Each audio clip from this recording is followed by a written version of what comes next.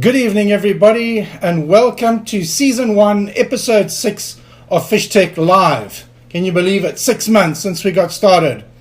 Tonight we're talking about transferring information you've gathered via magazines, the internet, articles, blogs, vlogs, whatever, and converting that information into usable data using your Lawrence chart plotter along with your FishTec charts, or any charts for that matter, but obviously we're going to be concentrating on the FishTec charts. Guys, it's a very interesting one. I've had a lot of requests for it, so it's actually jumped up the schedule quite a bit because of this. As I finish the show, guys, contact me and say, this is what we'd really like to see. So this is it. It's just going to be a sample. We're going to be using this month's magazine, the Bass Angler. It's got a great article in it. The timing for it is perfect. It's relevant. It's pre-spawn. Great magazine, great article by Duncan Murphin. So guys, those of you, I did say earlier, please try and get it online or buy the magazine. Certainly after the show, if you don't have the magazine, please make a plan and go and get it. You will need it to sit at home and make your own plans, especially dealing with the topics that we work with tonight. Other things that we're going to be touching on, we're going to touch on events. We're going to talk about events that have just happened at Inanda. We're going to be talking about what's happening right now at Clan William with the Interprovincials. We're going to touch on the boat show. That's very exciting, coming up this year. It's at Kyalami Circuit.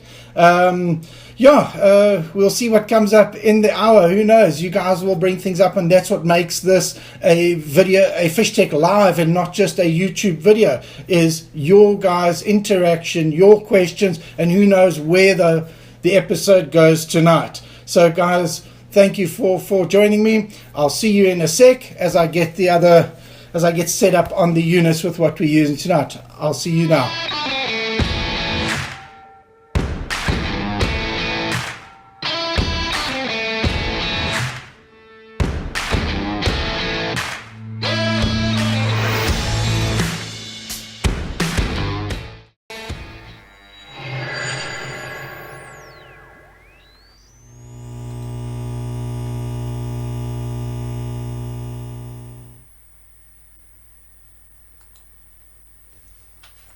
Good evening, everybody. Welcome back for that short break. I've developed a new little system of how to do this. I hope that beginning went a little bit smoother. Maybe if you guys just check if there's audio. If you can't hear me, please let me know. If there's a bit of a lag on the audio, unfortunately, there's not much we can do about that. Guys, like I said in the intro, we're going to be talking about magazines and how to use the actual magazines. So what I'd like to do is, I'm actually going to get straight into it so we don't waste time. Just bear with me. Sorry, I've got a bit of a frog in the throat tonight. Just pause that. I still haven't worked out how to stop this. Right, there we go. Excuse me. Okay, guys, like I said, we're going to talk about magazines and articles and what you read online and blogs and vlogs and all sorts of things. Let me just have a look. Hi, Johan VC, how are you doing? I hope the Cape is treating you well with those smallies. Can hear you and see you. Awesome, fantastic. Chad Mills, good evening, Chad. How are you doing? Okay, great. So it looks like things are working. Fantastic. Right, back to the issue at hand. Guys, I strongly recommend, reading as much as you can, be it books or what have you. But if you take some of the magazines that we've got in South Africa, for example, the Bass Angler here, I mean, just a fantastic magazine. It's very professionally put together. It's very current. It's very relevant, like I said just now. So absolutely fantastic. So the guys have come back to me often and said, listen, they read all these things, but they just can't connect the dots between what they read or they see. And, anyway. So let's, I think I was looking at the wrong camera there. Is that better? Yeah, I think I was. Okay. Yeah, okay, wrong camera. So I'm looking at the screen, the magazine. How do we convert that into usable data? So let's go to page number 1. Let's see what they say. This article here is pre-spawners. I need to bring this up. Sorry guys, I didn't prep this properly. There we go. I need the next one so I can also read what you guys are seeing. There we go. The article is the pre-spawn period is one of the most anticipated events on the annual bassing calendar. With a constant warming trend and water levels higher than previous years, bass seem to be further along the process. We break down the best areas to target the biggest bass when the season is just getting started. Great article. Great article. Like I said, very relevant. This is the real deal. So let's look at their first subject. Sorry, I'm trying to run a couple of computers here. The thing is, number 1 is primary and secondary points. There's a little diagram there. You can see where the boat is parked. There's nice little illustrations in this article. Casting to the bank, to the point, looks like a nice slope. But let's read what Duncan Murphy says here. He says, primary and secondary points. Targeting primary points in the early pre-spawn is a no-brainer. They are the first places to look for bass that are staging to spawn. What makes a good point during August is its overall length. So let's remember that. Overall length of the point. We need to remember that. So we don't want very steep, short ones, okay? Because a long tapering point offers an easy horizontal migration into the shallows. When looking at a map before heading out, consider the funnel that a point creates to push the fish into the shallows on either side. The best points lead up to a flat and will hold. Remember, these are things that you've got to remember now.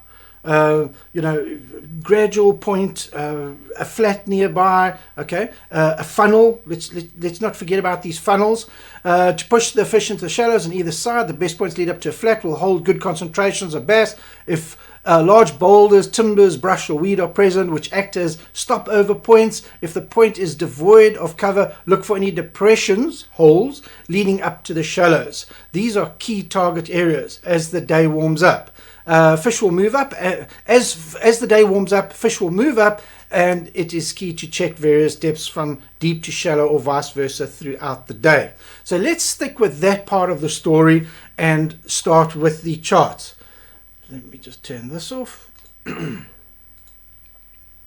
Right, I don't know if you guys can see that. You should be seeing the map now. Let's see who have we got here. Okay. There's a Rowan. Good evening, Rowan. Derek Brock, Bartomeu, Mz Tsakololo. Good evening, Mz. Guys, okay, we're looking at a point. Okay, as you know, I know Inanda, so I've got to talk about what I know. But as you guys know from my Northern Provinces FishTec charts, I've got a lot of charts out there now with satellite imagery. There's sediment imagery there. There's some dams that have got contours on your SA inland charts. I'm going to say it again. I say it every single month. Guys, make sure you get the SA inland chart as well. It works in conjunction with your FishTec charts. It works with your Genesis, your CMAP Genesis charts. So look at that. But anyway, we're going to go to a point. Most of you, if anybody knows Inanda, we're going to go to Andre's Point, as named by Ken Ainsley. But some of you refer to it as H's for Old Harry.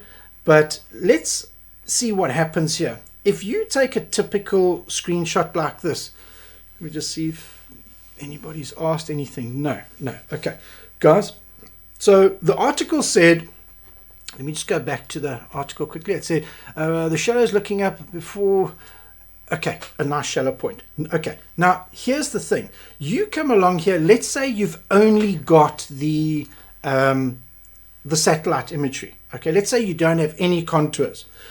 Or let's say you don't have charts at all, but physically you launch at a place, you look opposite to Ken's Cliffs, you see there's a point on your left and you think, wow, it's right there, let's approach it. And you come to a point like this. The first thing that you're going to do is you're going to see, okay, you can sort of see where the point heads to, but now with the water level being low, you can actually see what's happening to Andre's point. There's a clue in this picture. I don't know if you can see that there. Can you see how it's got a little point that sort of seems to be going off to the side there? That is a very, very important clue. I saw guys fishing this recently. I was on the dam, as you know, and I thought to myself, I can see it. I can see this, but the guys are missing this. And I was watching, and these are good fishermen. These are very good fishermen. You guys know them, and they know who they are. And I thought, why are you fishing this side of the point? It's not the right time. If it was, if it wasn't pre-spawn, if it wasn't this time of the year, if we haven't had such a warm winter, I would say yes, by all means, sit on this side. But I feel they should have been on the other side. But anyway, you need the contours to really break this down. So what I'm going to do is I'm going to change now to the contour charts. And as you can see, you see that red point? Okay, obviously this is if the dam is 100% full. Keep in mind at the moment, Inanda, for example, is down by 23, I think it's nearly 24 feet by now. So very, very important to remember, because remember these charts that you're seeing here, these values that you're seeing here is when the dam is 100% full. So in our case here, we've got to deduct 24 feet from this. Now, I've zoomed in a little bit, and I want to show you something. Here is the point. So if we say that's the point that we're fishing, now the dam's 100% full, that's what you're going to be targeting and then just off. You're going to come in from this area. If you didn't have charts, you didn't know what was going in, you're going to come in directly straight onto the point. And you're going to go from 111 feet here, 108 feet, and then boom, boom, boom, you're going to come up just about up a cliff face. All the way up, and now you're targeting this. But I'm just going to go back to satellite again. You see, you were out here. This is where you approached with your boat. You came up, your finder, you were on your sonar, and your sonar just came straight up. And you thought, okay, now you're on a very steep of the point, and there you are. But look where the problem is. You didn't approach from the right angle. There is where the point starts. Now remember, that depth there is what? That's 36, that's 42, 40, 48, 47 feet. So you've got to take 24 feet off that. So you're looking at 25, 23 to say 24 feet. Now you're at a very fishable depth. And let me tell you, until quite recently, 20 to 25 feet was a key depth on Inanda. So if you came in here from this 63 here, which is down 23, let's say for the 40 feet mark, and you approach this from here, I want to go back to the satellite so you can see how, if you were over there, traditionally most people approach H's or Andre's point from here and come in and fish. But they should have been over there. Let me see if you guys are getting that. I hope you are, yes. Guys, if you're not seeing anything, please let me know. And I can correct it. But I think things are working reasonably well. I don't get any alarms on the side here. Okay, so that is your approach point. Let's go back to the article and see what Duncan said here. Shallows. When looking at a map before heading out, consider the funnel. First, the overall length. Let's look at the length of this point. It's a very, very long length. I mean, you're going from there all the way down to here where the water edge is now. Let's see if we can measure that. Measure. Reset to cursor. Bring that down to there because we're in 24 feet now. That's where the water's edge is. You're looking at 160 feet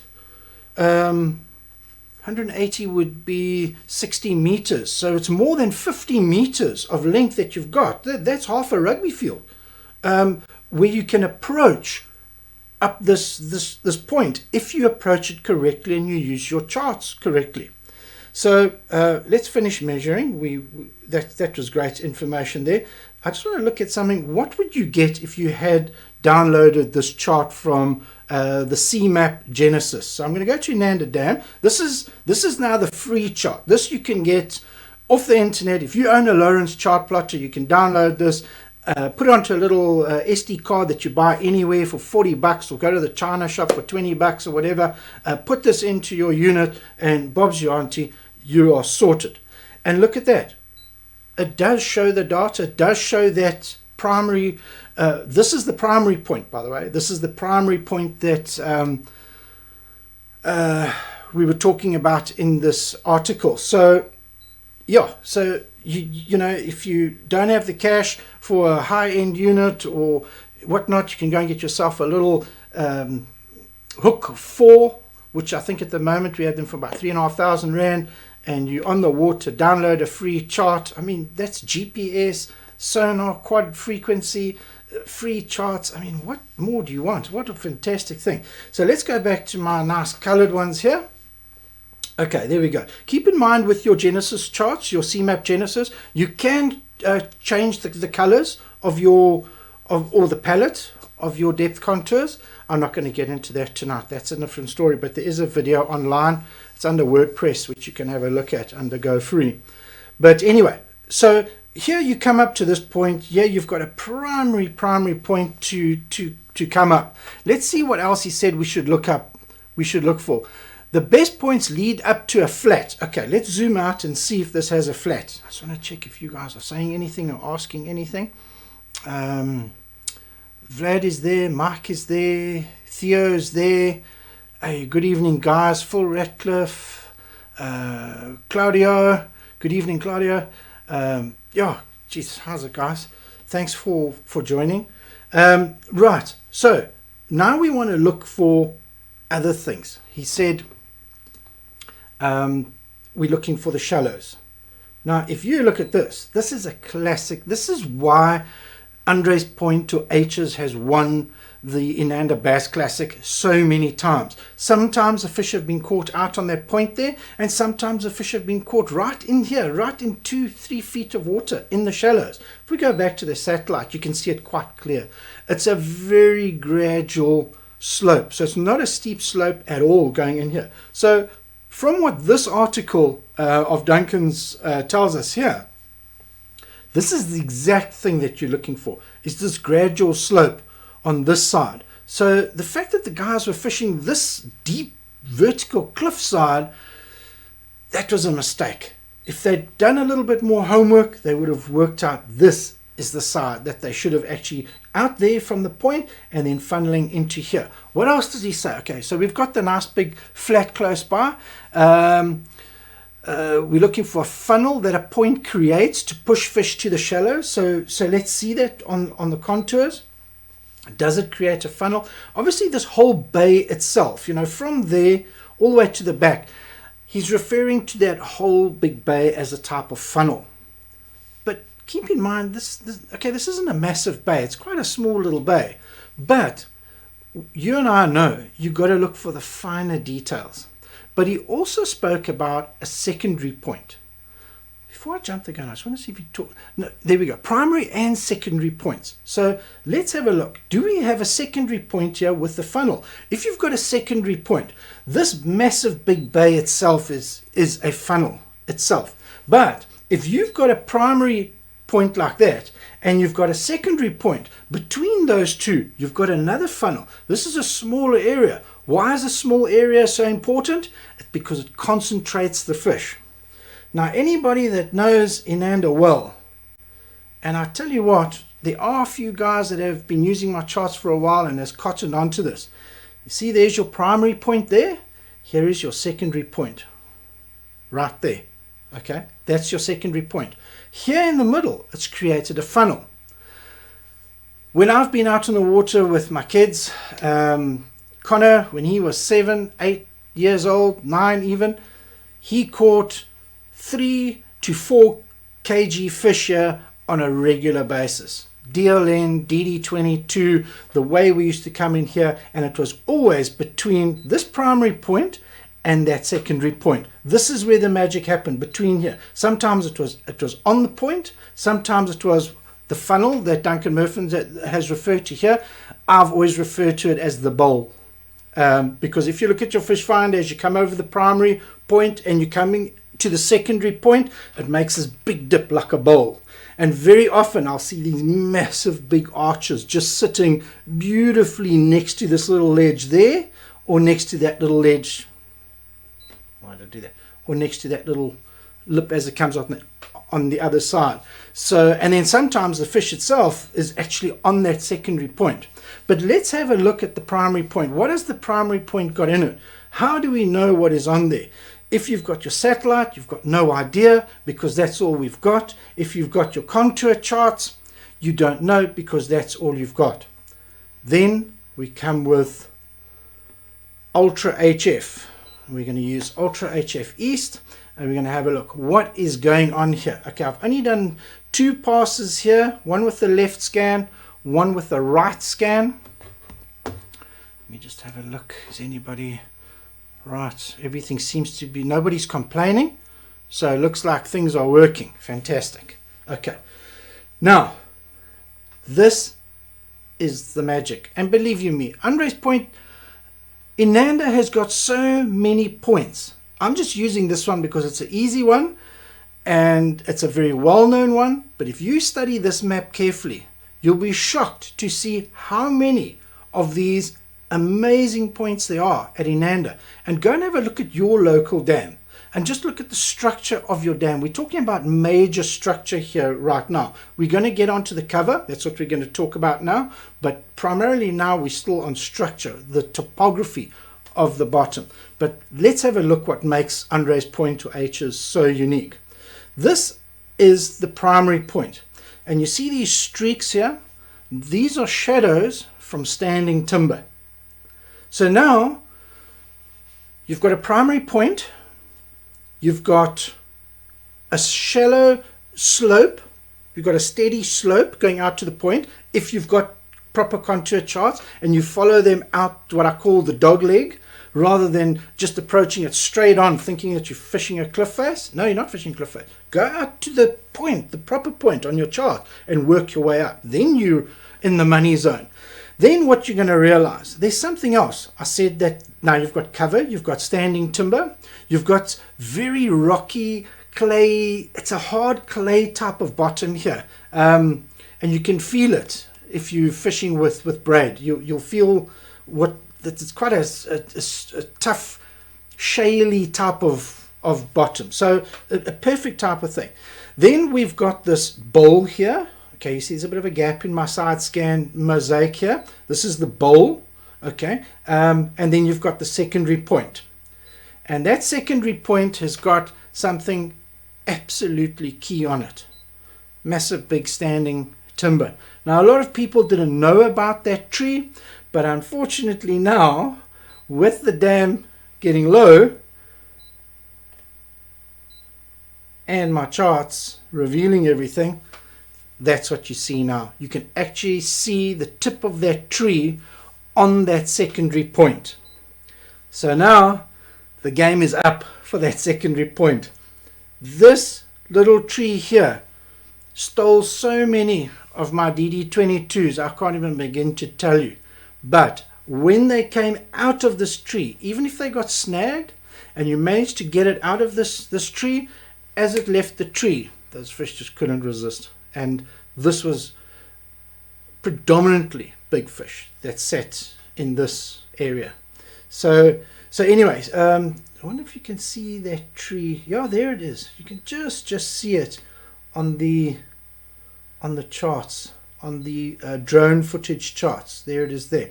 Anyway, let's go back to the Ultra HF view. So now we've got a secondary point. That's now a whole different animal to target there. What depth are we in there? Let's go back to contours. We had 42 feet. We said that we're down 24 feet. So yeah, so you know, you're now in a very, very, very fishable depth. you know, 18 feet, you can do a lot of damage here. You know, this is 18 feet. It's a key depth, especially right now, to actually fish. So yeah, that's a great point. The only downside is big tree sticking out. It's a little bit of a beacon for everybody to hit. But don't worry if there's a boat sitting here. Come back down here. There's something else that we've missed here. There's a transition. I don't want to get too off. Hello peeps, how you doing? Stephen, Reichardt, Jacques, good evening. Elizabeth has joined us. Hello Liz, how you doing? Yeah, so far so good. Nobody's complaining. This is awesome. Looks like it's streaming. Yeah, getting a green light here. Looks like everything's streaming fine. Okay, in this article here, there's no discussion here about the transition. But as you can see, clear as day, there's a transition here. Now, how many of you guys that know Inanda well and have been fishing Inanda for many, many years, how much time have you spent targeting this lip on that transition? And I can tell you, when I come over here, as you guys know, I trawl a lot. I trawl for bass.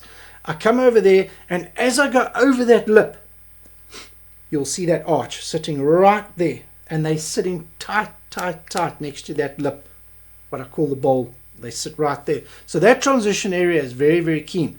But having said that, if a boat comes in here and it starts to get a little bit busy, I've very often found these fish just sitting in the middle of this, what Duncan referred to as the funnel. I know he said the whole bay is a funnel, but let's use this again as another funnel.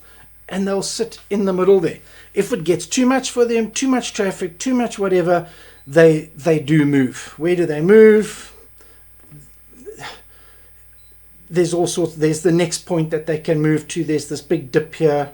This is now the true part of the funnel if you go out there. So yeah. So you've got the primary point.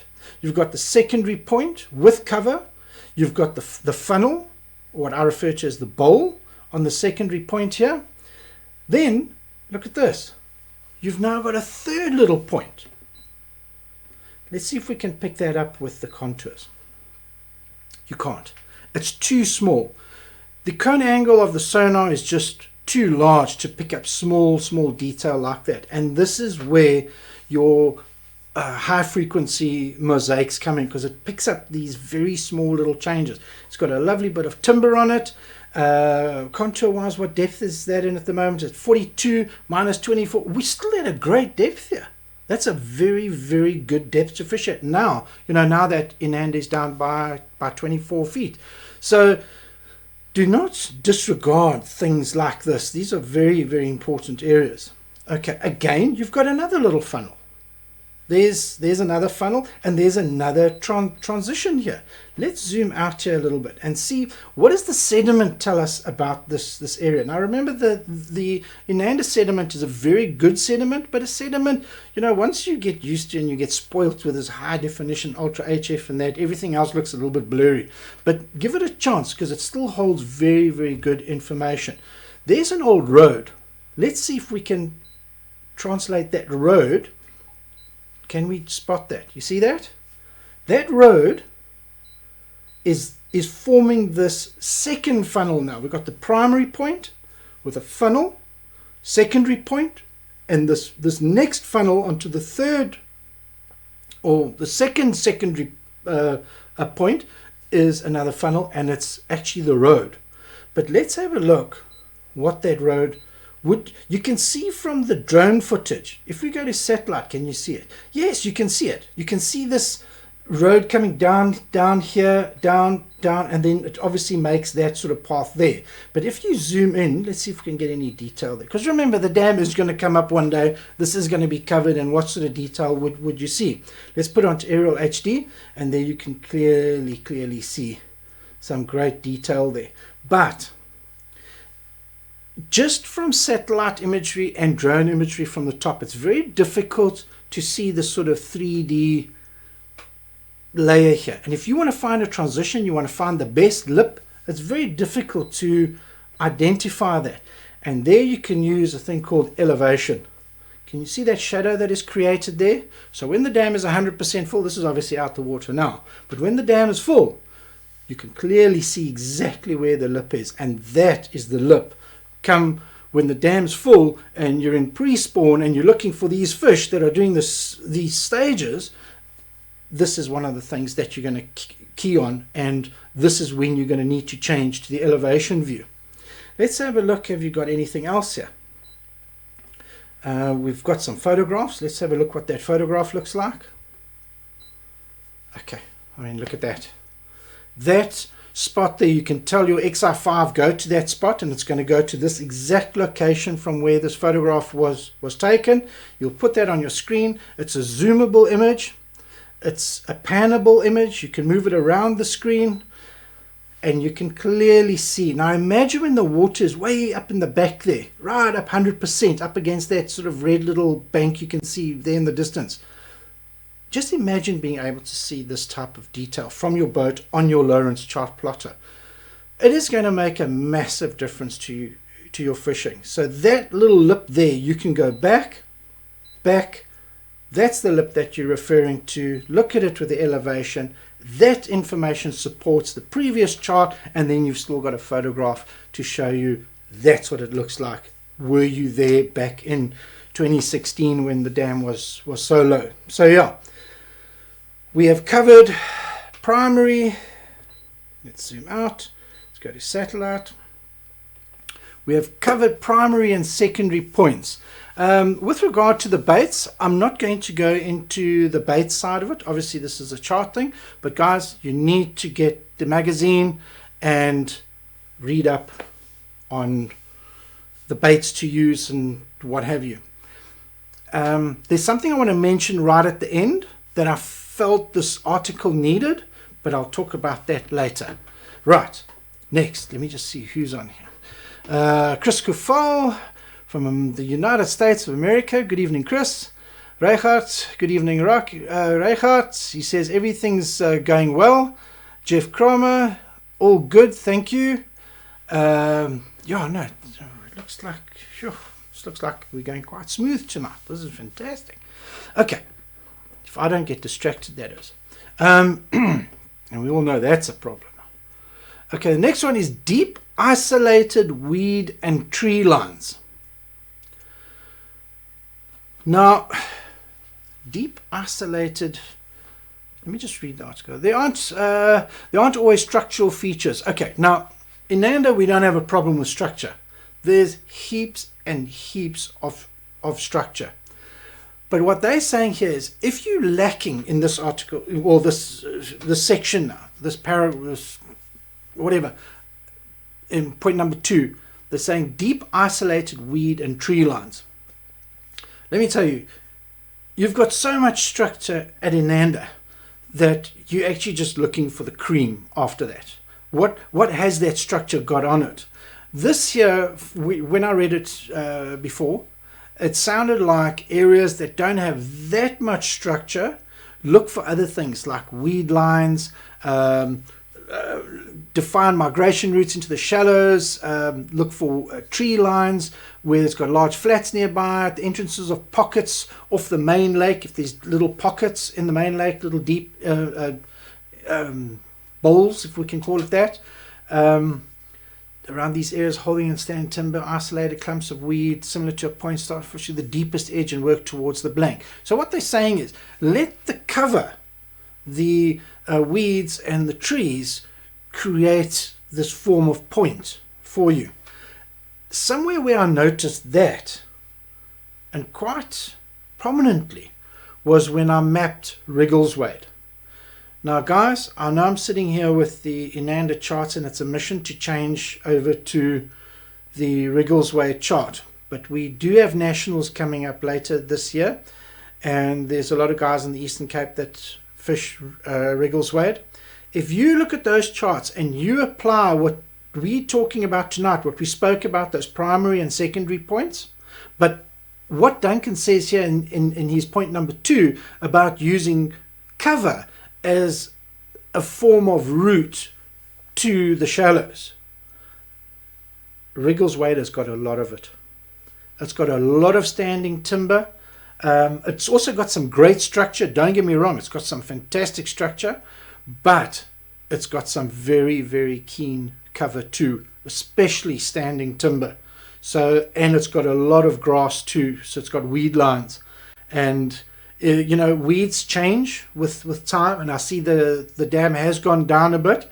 So just be careful with my charts when it comes to the weed lines. Things might have changed a little bit, so be careful with that. But if you're going to do a tournament or whatever, pick an area, you know, from home, whether you're in Pretoria, it doesn't matter where you are. Identify these key areas, but when you get down there and it's on scanning day or practice day or whatever, make sure you put your side scanner on, scan just to that one side and go down the weed line and see how it's changed from my charts. I'd like to get down there, and I might even get to do it before Nationals. I'm not promising, but I might even get a chance to go and hit that place with the Ultra HF. Just 2 or 3 runs around the dam. But my schedule's a bit hectic. I might not make it. You guys might have to do that. So yeah, let's look at that. So just remember, weed lines can be a little bit dodgy. Go back up here. Neil Daisel, good evening, Neil. Yeah, it seems like there's no hassles. Everything's going 100. Howdy, Chris. Charles Engelbrecht, hey, good evening, Charles. How are you doing? Okay, all good. Things are working well. What else have we got here? Okay, so that's deep isolated weed and tree lines. Watch out for that. And remember, if you've got trees coming off a point and you're in 70 feet of water and you go, oh no, 70 feet is too deep for me, go and look at the top of those trees, because remember, the top of that tree is your guideline and could be the more comfortable path for those fish. So don't just judge it by the depth of the contour. You need to actually drive over those trees that you suspect are good areas holding tree lines, and see at what depth do the top of those trees go to. And you might find you might be in 70 feet of water, but the top of those trees are maybe just underneath the surface or 20 feet down or whatever, and just perfect for leading up into those shallow pockets, bays, funnels or whatever. So keep that in mind when you do that type of planning. Number 3, islands or humps. Humps and islands. The makeup of a good hump or visible island in the pre-spawn is that it offers both shallow and deep water access with potential spawning areas close by. Here, any form of cover becomes particularly important to target. So we're looking, the grass, rock, timber, whatever, as bass won't be spread across the entire island. Also pay attention if the island creates a saddle. Very important. That, what he said there, is extremely important between the main shoreline or another island, as this will likely be the staging zone to target before the fish head shallow. Okay, some interesting stuff there. That's really great. There's his picture for that. Let's have a look. What have we got? Okay, when it comes to islands at Inanda, not too many. But now be careful, Don't just worry about what you can see. What if the dam had never gone down in this satellite image and there was never a satellite image like this showing the dam this low where you can see this little island? You wouldn't even begin to think that there's an island there until you drive over it one day with your sonar and you just see it come up from 100 and something feet. Let's go back to the sediment. Let's say you're driving here from the Umgani River channel and you're coming in this way and you get on top there, and I know when the dam's full, that's only 14 feet or 20 feet deep. In fact, am I talking rubbish? What depth is it when it's full? Let's have a look. It's 15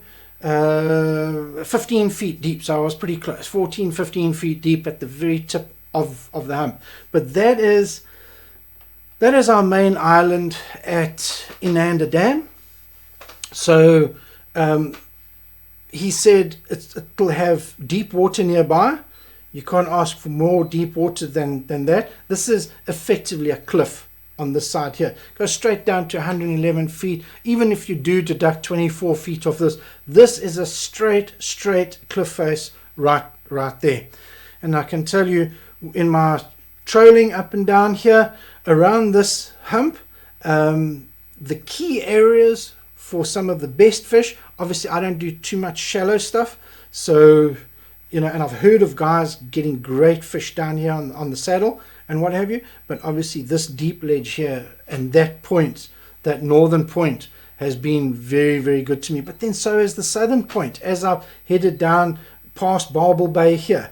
This has all been really, and sometimes I've caught fish right in the middle of nowhere, right there. The one day I caught a fish over 5 kilos, right basically in the middle of nowhere here. There was nothing else there. So he must have been on his way from somewhere to somewhere, and I just bumped into him along the way. So I couldn't claim any brilliance there, that's for sure.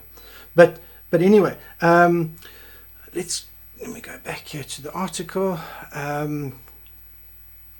Shallow and deep, it's got to have shallow areas, it's got to have shallow water nearby, it's got to have deep water. So this here is crossing off a lot of boxes here. Let's go back to the satellite. We can see there is a saddle, so that is obviously a key area to target. Right now, that is too shallow as far as I'm concerned. Let's go back to the contours there. No, that's like a foot deep now. That's literally 1 feet deep. So that is not going to be a saddle that you want to target right now. However, this over here, even this goes down to 30 there, 27, 30 in the dip there, 30 feet. You're only looking at about 6 or 7 feet in this area here. Let's see how it looks on the high frequency. You've got some timber there, you've got some rubble. That's some very, very well placed rubble there. So in this 6 feet, if you've got this whole section here, there are some key things that you can target here.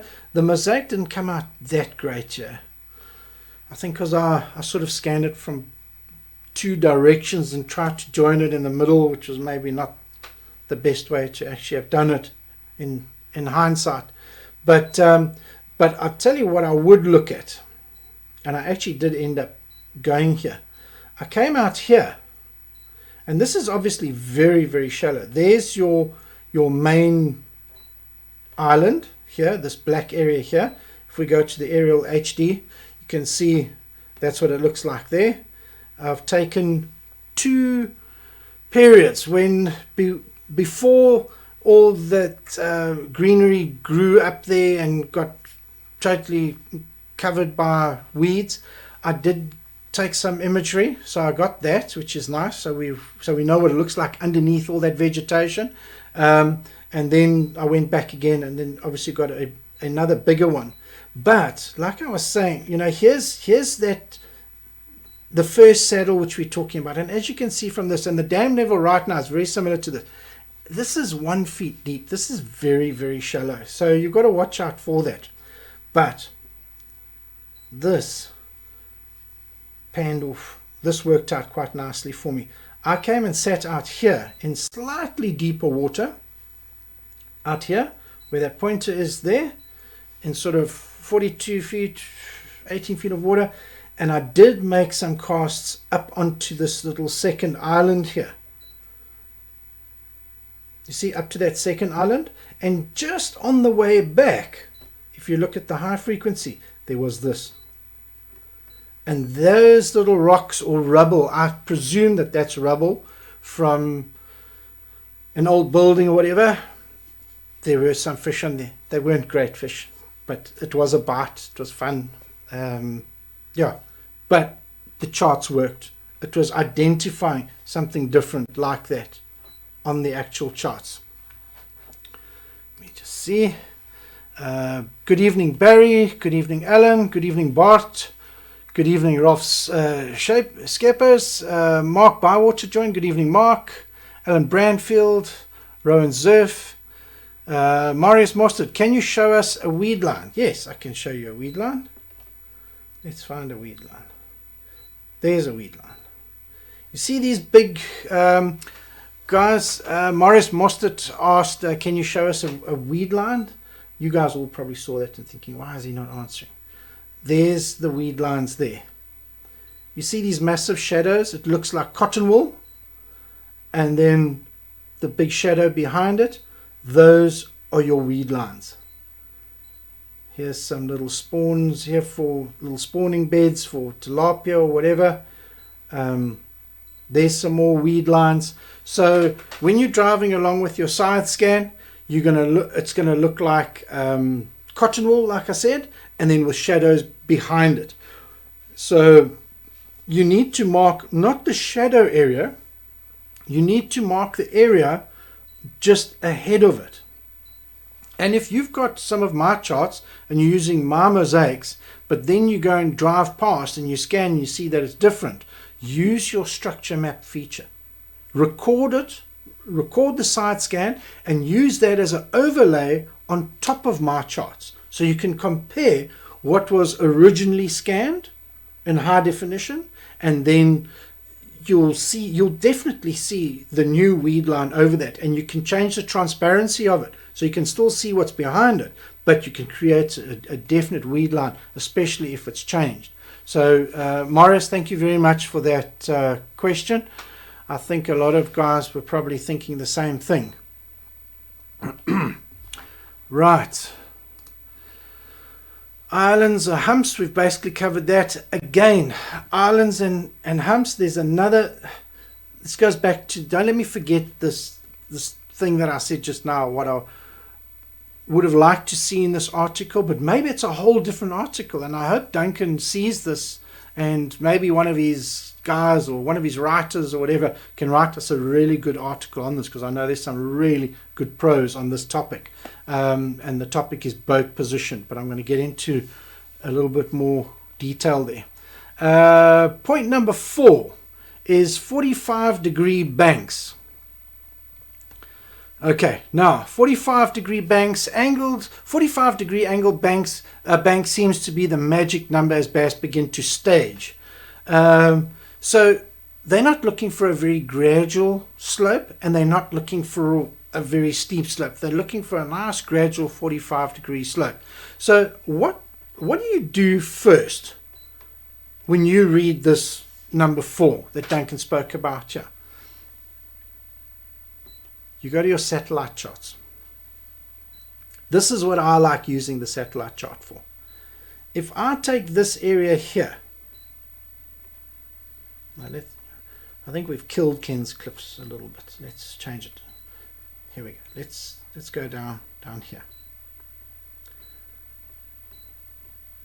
Okay, this is down Cabbage Patch area coming to Connors Point. Venties is over here, and you've got Mamba Point over there. Okay, this 45-degree bank that Duncan refers to here, that, can you see, for the level that the dam is down, this is where a low level satellite is so handy. That is clearly not a 45-degree bank. That is a very, very steep bank. Very steep bank. That is a shallow gradient bank. This is closer to your 45-degree. So you can say for this number 4, for this section of Duncan's article, you want to fish this section from there. Sort of, you could push it a bit, because remember, there's even a secondary lip here. There isn't just the main bank, there's actually a secondary bank where it dips into the main river channel, which you can see in your high frequency, no, it was, I think in the mosaic you saw it better. There it is there. You can see there's your secondary lip out there, and use your contours here. And then you've got all sorts of combination things like this feeder here. I saw Brendan van Zalem fishing this in the Presidents. Let's go to the Ultra HF, see what detail we get there. As you can see, there's some really tremendous detail coming up here. So these type of banks, use your satellite chart to gauge what is a steep bank, what is a shallow bank, and what is this ideal magic number, as Duncan calls it, bank. And then of course look for additional cover on top of that. Let's see, what else does he say? Pockets or bays.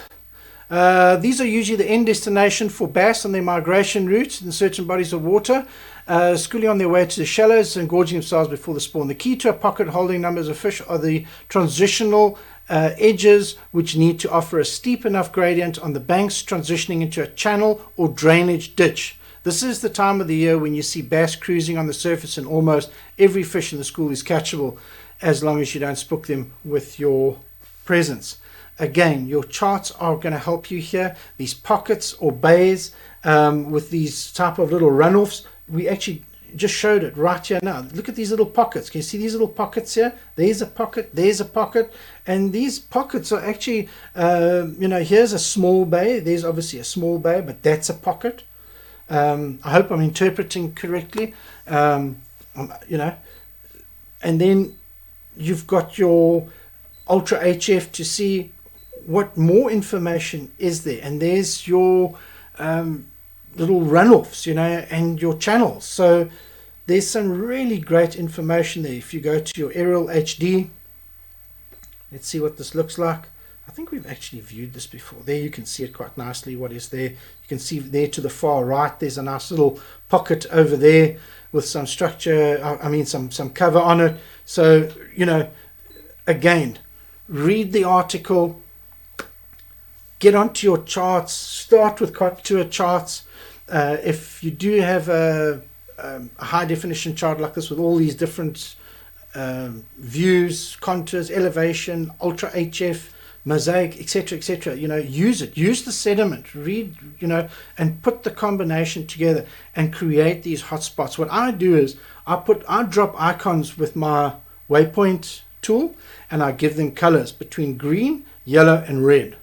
Being red is hot. That to me, just from the article I read, that has to be, it just ticks all the boxes. Then you've got your orange waypoint dots, which are, if you've got time after the red ones, go to that. And if you really got a lot of time, or you're there for the whole weekend or whatever, then you go to the green spots and you go and try those. So you run from spot to spot to spot.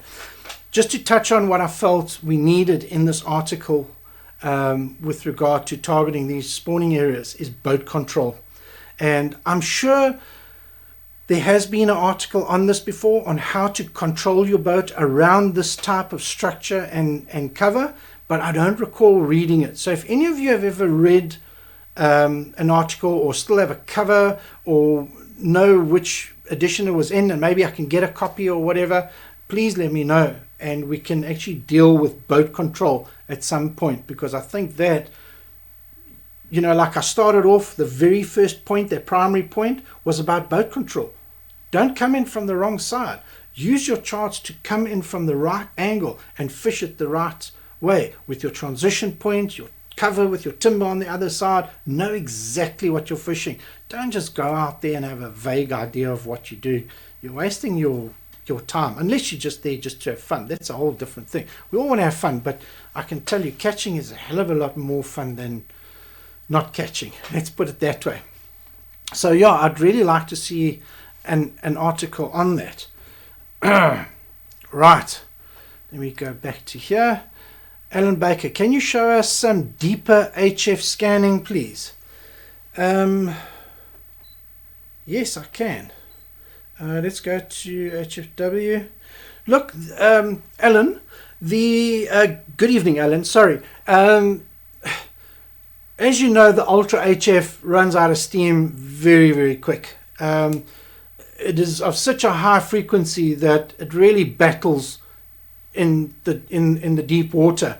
But if you take this section here, which is right on the edge of the Umgeni channel, this is sort of pushing it to its absolute max here. Let's just go to contours and see what the depth is here. 63 minus 23, we're in 40 feet of water. Here by about 40, 50 feet, I must confess, because remember, I'm only using a very short range with the Ultra HF. That is the problem, is that you do lose definition. So although that doesn't look too bad, but you can see it's a very short distance from where where my boat path was to there. It's basically it's out of steam. So that's the only really usable data there in the deeper water. So I would say, looking at this, 42 to 45 feet, and it's pretty much done. Keep in mind, now that the dam is down by 24 feet at Inanda, it's great for us that I got this now, because it gave us that 24 feet extra to give us a little bit of power. If the dam was at 100%, who knows, this area would not have been very detailed at all. We'd be forced to go to your lower frequencies like your 455 kilohertz. So yeah, good evening, Shane Redman. Yeah, okay, guys, wow, that can't be the time. That's impossible. 2026, we've got 4 minutes left. That's just insane. There is so much I wanted to talk about. Guys, I don't know if you saw any of my videos of the presidents recently, where South Africa took on Zimbabwe, and Zimbabwe had a phenomenal first day. Geez, they came out the gate strong. And then day 2 and 3, South Africa said, hell no, that's not going to happen on our home water. And geez, they gave the Oaks a little bit of a harding there. And it was interesting. I was sitting on the water and watching them. Sure, there was a bit of debate about spectators and whatnot, which was really nice, and got a lot of interaction from the public, and a great response, let me tell you. But it was interesting to see where the guys were fishing. I obviously didn't see everybody, and I heard stories of frogs and all sorts of things, and and right in the real shallow, thick stuff. I think I only saw Rowan Timmer once, right in the back there with old Brian Lepan's boat by Madhouse with old Kim Cools. So, but majority the guys were fishing offshore structure, and if you take the amount of fish that made it to the scales, a lot of it was on this type of structure that you're seeing here. I put a couple of videos on my Facebook page this last week. You guys might have seen it, where I did some overlays with the drone footage and then sort of took screenshots on my HDS9 carbon in 3D, and I sort of put it behind it as an overlay and put it onto YouTube and Facebook. So go and have a look at that on my personal Facebook page, my FishTec Lawrence page, and as well as my YouTube channel. You can find it under John Easton or Troll Fury. So yeah, that's obviously where we'd like to see things going. But before we run out of time, very, very important, I want to wish all the guys down at Clan William at the moment, at Interprovs, very exciting. I've seen a couple of pictures. Looks like they've got some water, which is great. So really, guys, best of luck down there to everybody, to all the teams. I know a lot of guys do have my charts down there. There's no mosaics, but we do have a lot of drone imagery there. So it would be great to see what sort of feedback I get from the guys with regard to that. But no doubt it's probably going to be some tough fishing. And I think Ronnie had his birthday yesterday and got a nice smallie. Congratulations on your PB smallie as well as your birthday, Ronnie. If someone sees him, please wish him for me. I know the guys have got stuff on their mind with this tournament. I think tomorrow is the official start, is the actual day. They've had practice day and scanning day. So tomorrow, best of luck, guys. Give it absolute horns, eh? And I look forward to seeing how you guys do. So yeah, guys, it looks like everybody was predominantly just listening. I hope it was informative. But keep the comments after the show coming. I know you guys WhatsApp me and you send me private messages on Facebook of what you liked, what you didn't like, and what have you. The quality of the audio and the quality of the stream and that, unfortunately, there's not much I can do about that. I'm working on certain things. I hope tonight went a bit better. It looked like from my production laptop here, I wasn't getting warnings like every one I've done up until now. I've had these little warning errors coming up saying that it's a problem. I haven't had that once tonight, so I hope that it's been a clean stream. If not, I will put a high definition recording of tonight on YouTube and then back onto Facebook. So guys, please tell me what you want to see, and yeah, thank you for making another stop over at FishTec Live. And remember, it's the second Tuesday of the month between 7:30 and 8:30. Thank you guys. Have a good evening. And best of luck, you guys down at Clan.